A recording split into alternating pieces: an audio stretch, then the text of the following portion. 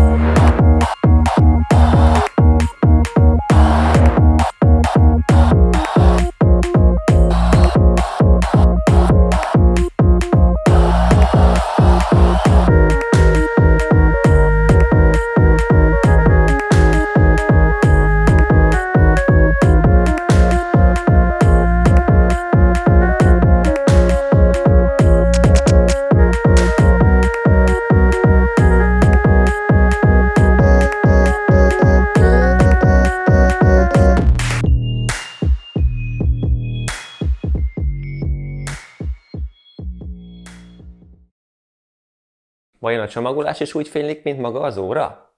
Nézzük csak meg!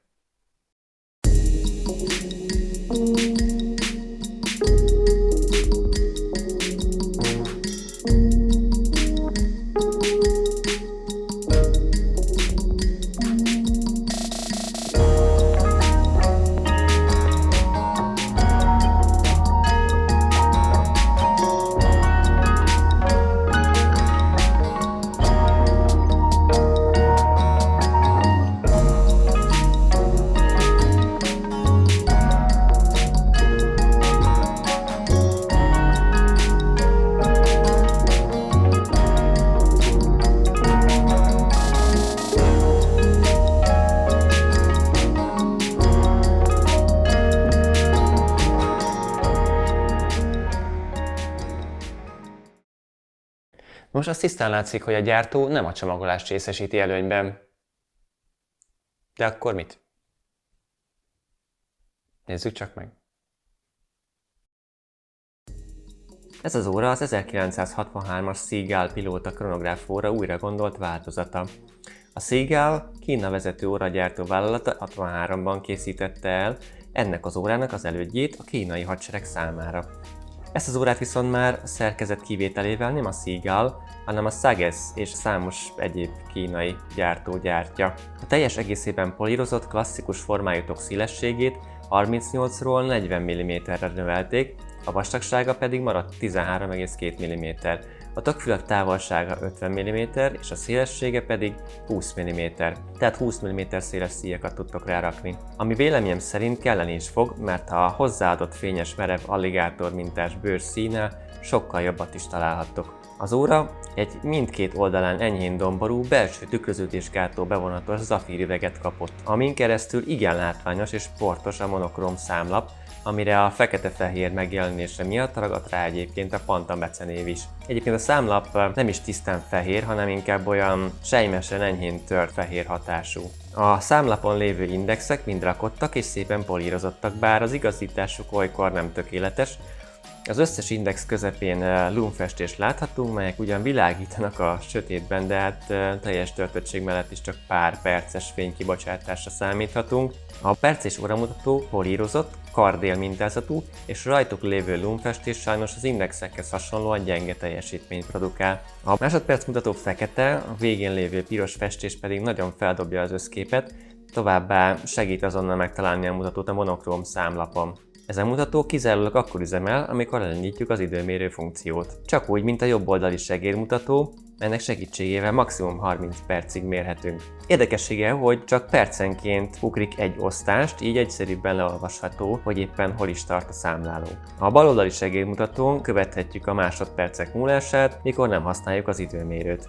A segédmutatók is tökörpolírt kaptak, hátsó végükön pedig egy falevél formájú ellensúlyt láthatunk. Az időmérőt a tok jobb oldalán 2 óránál lévő nyomógombbal indíthatjuk, illetve állíthatjuk meg, míg a 4 óránál elhelyezett gomb megnyomásával alaphelyzetbe állnak a visszamutatók. A csillaggal díszített korona a 2 nyomógomb között 3 óránál kapott helyet. Mivel a 3 mm-es szélessége nem túl sok, így kicsit nehézkes egyébként a használata. Például, mikor fel kell húzni az órát, mivel ez egy mechanikus szerkezetű óra, tehát egy rugóban tárolja a működéséhez szükséges energiát, így a rugót 1-2 naponta húzni is kell. Az időmérő használatától függően, ugyanis az óra 40-49 óra járás tartalékkal rendelkezik, maximális felhúzás mellett. Ennek a modellnek a másik nagy különlegessége, hogy a hátlapja kapott egy üveges betekintő betétet, melyen keresztül láthatjuk a serényen dolgozó fogaskerekeket. Ezt a gyönyörűen megmunkált Seagull 1901-es szerkezetet eredetileg egy svájci gyártó tervezte és készítette Svájcban. Majd 1961-ben a kínai Seagull felvásárolta a jogokat, és azóta is történetlenül gyártják őket. Napjainkban ezek a szerkezetek megtalálhatók több mikrobrand óragyártó vállalkozás termékeiben is. Hogy miért? Mindjárt meglátjátok. Kezdjük is azzal, hogy mi a jó az ST1901-esben. Először is, hasonló adottságokkal rendelkező társaihoz képest nagyon olcsó. Aztán mechanikus kronográf szerkezet, több mint 40 óra járástartalékkal, 21.600-as féllengés számú ritmus, ami röviden annyit jelent, hogy a másodpercmutató 1 másodperc alatt 6-ot üt. Ahogy azt a betekintős hátlapon is láthatjátok, nagyon szépen meg van tervezve a szerkezet, kék csavarok, polírozott alkatrészek, Genfi hullámokkal díszített elemek pazarlátványa tárul elénk a kis üvegablakon keresztül. Percekig lehet benne egyébként gyönyörködni. Ennek a példánynak elég jó a pontossága, mindössze 4 másodpercet siet naponta, ami ezért az árért elég fantasztikus szerintem, ugyanis az óra $200 kerül, ami átszámítva körülbelül 60 000 forint.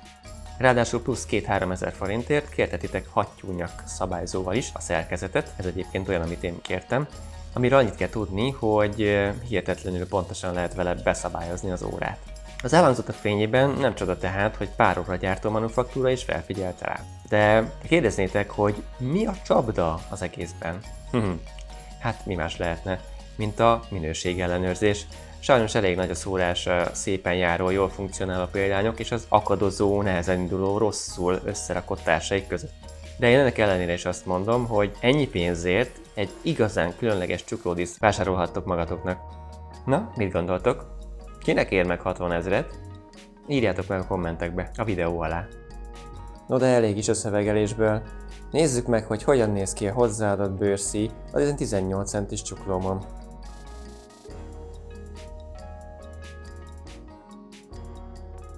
Hát igen, azt hiszem, hogy ez nem lesz a kedvencem, úgyhogy nézzünk meg még pár szíjat. És van egy olyan érzésem, hogy azokkal jobban fog kinézni. Itt van egy ilyen barna bőr Rios szíj.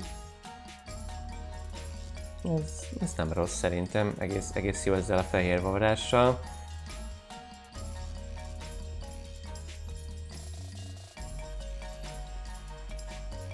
Aztán nézzünk meg egy szintén Rios vízálló, nyomott mintás fekete bőrszíjat.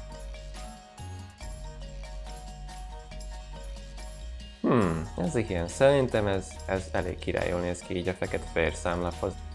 Mit gondoltok? De mindenképpen javaslom, hogy ha vásároltok egy ilyen órát, akkor egy-két szíjra ruházatok be, mert sokkal jobban fog állni neki. Köszönöm, hogy velem tartottatok, és ha még nem tettétek meg, akkor iratkozzatok fel a csatornámra. Megígérem, hogy csilingelő értesítéseket ettől még nem fogtok kapni, csak tudatjátok velem, hogy érdekel, amit csinálok. Ja, és mellesleg ingyen van. Vigyázzatok magatokra. Sziasztok!